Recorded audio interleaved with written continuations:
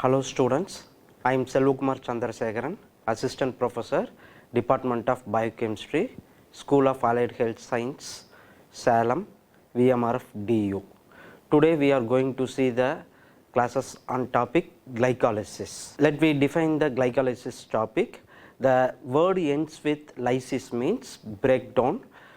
If you break down the glucose means it yields the energy required for our normal physiological functions. It can be yielded through the glycolysis cycles. This is the definition for the glycolysis. Where does this glycolysis takes place means the glycolysis takes place in cytoplasm.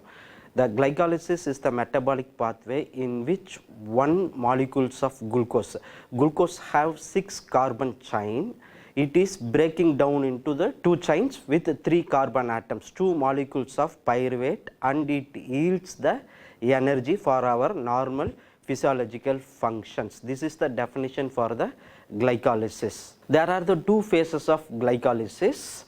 One is investment phase and next one is energy yielding phase. For any work we need to give the small investment. For this glycolysis purpose we need to invest the 2 molecules of ATP to yield 8 molecules of ATP. That 8 molecules is the profit and 2 is the investment. Let me consider as like this. This investment phase is, by definition, this phase is also called as glucose activation phase. Here in investment phase we will invest the 2 molecules of ATP. In energy yielding phase is also called as energy extraction phase. These 3 carbon chain molecules oxidized to yield 8 ATP. The total profit through the glycolysis cycle is 8 ATP molecules we can yield as a profit. The next type of glycolysis is the aerobic glycolysis and anaerobic glycolysis. The aerobic glycolysis takes place only in the presence of oxygen, and an anaerobic glycolysis can also take place in absence of oxygen also. By definition, the final product in the aerobic glycolysis is pyruvate along with the production of 8 ATP molecules. In anaerobic glycolysis, the final product is lactate along with the production of 2 molecules of ATP molecules. In aerobic conditions, the pyruvate is converted to acetyl-CoA with the help of enzymes pyruvate dehydrogenase. This acetyl-CoA enters into the TCA cycle. In anaerobic condition, the pyruvate is converted to lactate with the help of lactate dehydrogenase enzymes. This anaerobic glycolysis takes place in absence of oxygen. When the oxygen enters into the bloodstream, the anaerobic glycolysis is converted to the aerobic glycolysis and converted to the pyruvate, and pyruvate converted to acetyl-CoA. The acetyl-CoA enters into the TCA cycle. These are the steps of glycolysis cycles. There are the total 10 steps in glycolysis cycle. The first 5 steps is preparatory phase, that is we called it as investment phase. Here we will invest the 2 molecules of ATP to run the glycolysis cycle. First, in glucose, the 6 carbon chain, the glucose is converted to glucose 6-phosphate with the help of enzymes hexokinase. This hexokinase enzymes is the one of the primary rate limiting enzymes. Here we will invest 1 molecules of ATP. ATP is converted to ADP and magnesium acts as a cofactor here. After that, the first step, in second step, glucose 6-phosphate is converted to fructose 6-phosphate with the help of enzymes glucose 6-phosphate isomerase. In third step, the fructose 6-phosphate is converted to fructose 1,6-diphosphate with the help of enzymes phosphofructokinase. Here we will invest the second ATP molecules. In fourth step, the fructose 1,6-diphosphate is converted to cleaved into the 3 carbon chains. In glucose we have 6 carbon chain. Here with the help of enzymes aldolase, the 6 carbon chain is converted to the 3 carbon chain. Glyceraldehyde 3-phosphate and dihydroxyacetane phosphate. In this 2 compound we have only the 3 carbon chain atoms. Step 6 to step 10, Here this the energy yielding phase, we called as energy yielding phase. In glyceraldehyde 3-phosphate is converted to 1,3-biphosphoglycerate with the help of enzymes glyceraldehyde 3-phosphate dehydrogenase. Here we are starting yielding the energy in first 5 steps. We have invested the energy. Here from 6 to 10 the energy started yielding. NAD is converted to NADH. In 7th step 1,3-biphosphoglycerate is converted to 3-phosphoglycerate with the help of enzymes phosphoglycerate kinase. Here ADP is converted to ATP. Here magnesium is also act as a cofactor here. In 8th step 3-phosphoglycerate is converted to 2-phosphoglycerate with the help of enzymes phosphoglycerate mutase. In 9th step 2-phosphoglycerate is converted to phosphoenol pyruvate with the help of enzymes enolase. In 10th step phosphoenol pyruvate is converted to pyruvate with the help of enzymes pyruvate kinase. Here also the energy is yielding. ADP is converted to ATP and magnesium act as a cofactor. Earlier said there are the 2 types of glycolysis. One is aerobic glycolysis and next one is anaerobic glycolysis. In absence of oxygen, pyruvate is converted to lactate with the help of enzymes lactate dehydrogenase. This is the reversible step. Once the oxygen is supplied, this lactate is again converted to the pyruvate. Pyruvate is converted to acetylcholine. This acetylcholine enters into the TCA cycle. These are the steps. For your quick recall, there are the 2 phases of glycolysis. One is investment phase and second one is yielding phase. And there are the 2 types of glycolysis. One is aerobic glycolysis and second one is anaerobic glycolysis. What is the role of cofactors in glycolysis cycles? The important cofactors is magnesiums. The most critical inorganic cofactors. This magnesium shields the negative charge of ATP, enabling the enzymes like hexokinase, phosphofructokinase and pyruvate kinase to bind the substrate and transfer the phosphate group. This magnesium helps to transfer the phosphate group. And next one is regulatory enzymes of glycolysis. There are the 3 important rate limiting steps or regulatory enzymes in glycolysis which takes place in step 1, step 3 and step 10. The first, the glucose is converted to glucose 6-phosphate with the help of enzymes hexokinase. Here we have investing the 1 ATP. ATP is converted to ADP. That 1 phosphate group is transferred to the glucose. Here 1 triphosphate is converted to diphosphate. This 1 phosphate group is converted to the glucose molecules with the help of the enzymes hexokinase. This is the one of the primary rate limiting enzymes.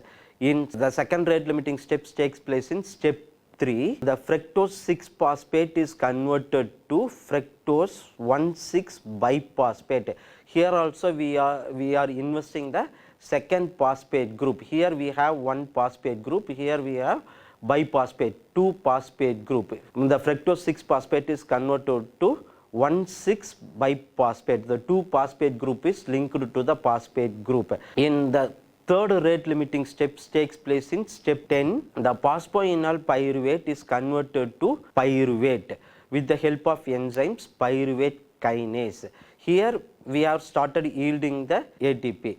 The ADP is converted to ATP. These are the 3 important steps in regulatory process of glycolysis. Now we will discuss the energetics of glycolysis. As we already told, the anaerobic glycolysis and aerobic glycolysis. In aerobic glycolysis, these are the steps where we are investing the ATP and where we are yielding. These are the yielding ATP conditions. This too is investing ATP conditions. In step 1, the hexokinase, we are investing 1 ATP. In step 3, the phosphofructokinase, In that step we are investing 1 ATP molecules. Totally we have invested 2 ATP molecules. In step 6, glyceraldehyde 3-phosphodehydrogenase, we are yielding 2 NADH. 1 NADH is equal to 3 ATP, that is 3 into 2 equal to 6. In step 7, phosphoglycerate kinase, we are yielding 1 ATP. In step 10, pyruvate kinase, we are yielding 1 ATP. Totally we have yielded 10 ATP. Totally we have yielded 10 ATP. We have invested 2 ATP. So total net profit is 8 ATP in aerobic glycolysis. In anaerobic glycolysis, as we discussed earlier, we have invested 2 ATP. In anaerobic glycolysis, in step 7, phosphoglycerate kinase with the help of enzymes, we are yielding 1 ATP, and pyruvate kinase we are yielding 1 ATP. Totally 4 minus 2, and here total profit is 2.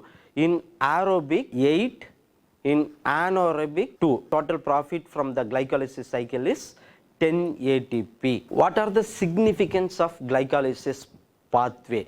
The glycolysis is the universal pathway taking place in all organisms from yeast to mammalian. This glycolysis is the important process to yield the energy for our normal physiological process like respirations, peristalsis movement, food movement. For this we required the ATP. This glycolysis is the primary step to yield the ATP. The glycolysis can be functions either aerobically or anaerobically. This we have discussed earlier. In the presence of O2, the pyruvate is further oxidized to CO2. In absence of O2, the pyruvate can be fermented to lactate or ethanol. The glycolysis is the only source of energy in erythrocyte due to the lack of mitochondria. The main way to produce ATP in some tissues is RBC, retina, testis, skin, medulla of kidney. During severe exercise, there will be the lack of oxygen in our tissues and blood. In that time, the anaerobic glycolysis takes place to fulfill the requirement of energy for our muscular system for physical activity. The glycolytic pathway can be considered as the primary steps before completing oxidation. The glycolytic pathway provides the carbon skeleton for synthesis of non-essential amino acid. There are the two types of amino acid. Generally we will classify essential and non-essential. Non-essential amino acid can be synthesized in our body.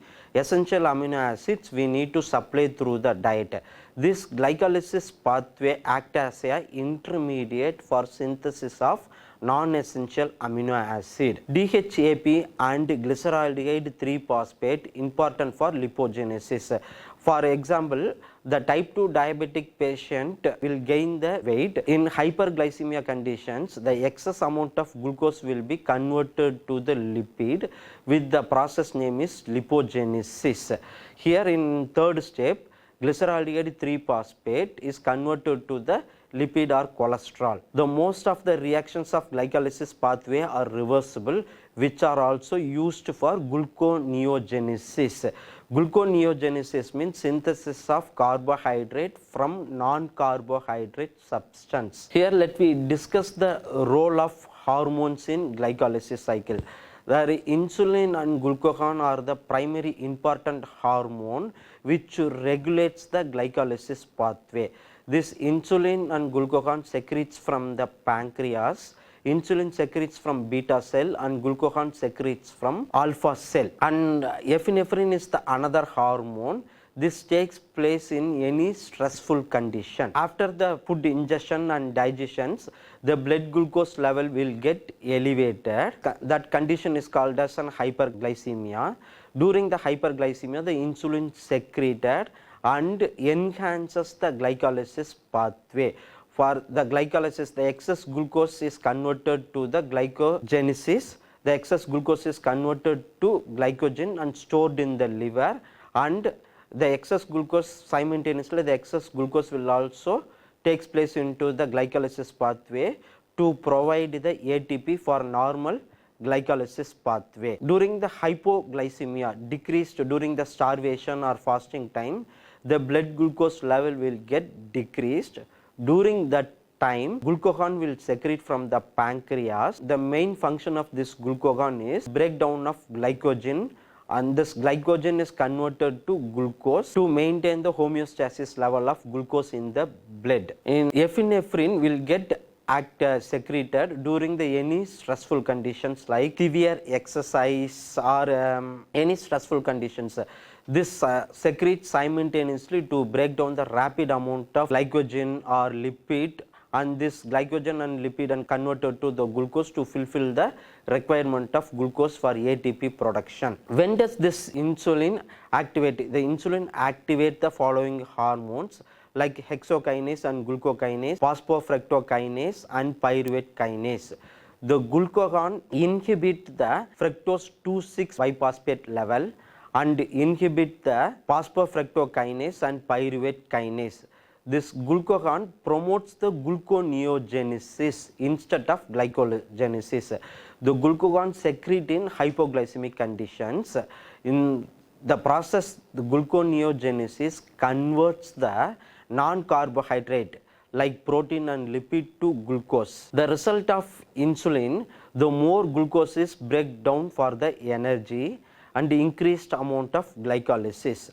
The result of glucagon is glycolysis get decreased and liver converts glucose for the blood. And epinephrine, this is the stress hormone. In simple, we will call it as fight or flight hormone. This will secrete during any stressful condition. What are the disease related to the glycolysis pathway due to the deficiency of this hormone? In step 1, hexokinase deficiency. The hexokinase deficiency leads to the hemolytic anemia, weakness and reduced RBC survival. Normal RBC lifespan is 120 days. During the deficiency of hexokinase, the RBC lifespan will get decreased, because as we already told, the glycolysis is the important process takes place in the RBC to provide the ATP for the survival, because the RBC lack of mitochondria. The glycolysis only provides the ATP to the RBC survival. In step 3, phosphofructokinase deficiency, the clinical features of these enzymes is the exercise intolerance, muscle cramp, muscle weakness, myoglobinuria and hemolytic anemia. These are the clinical features of deficiency of phosphofructokinase. In 5th step, triose phosphate isomerase. In triose phosphate isomerase, hemolytic anemia, neurological abnormalities, muscle weakness, developmental delay. Step 6, phosphoglycerate kinase deficiency. Here also the clinical features of this deficiency of phosphoglycerate kinase is hemolytic anemia and myopathy. In step 10, pyruvate kinase deficiency. Here the chronic hemolytic anemia, jaundice and splenomegaly. Splenomegaly means enlargement of spleen and fatigue. The fatigue is weakness due to the deficiency of ATP molecules. In anaerobic conditions, lactate dehydrogenase. Here the clinical features is exercise intolerance, muscle pain, muscle cramps after serious severe exercise. These are the disease due to the deficiency of enzymes. Overall, the recap for this disease is hemolytic anemia and weakness is the common disease due to the deficiency of enzymes. Thank you for watching my class.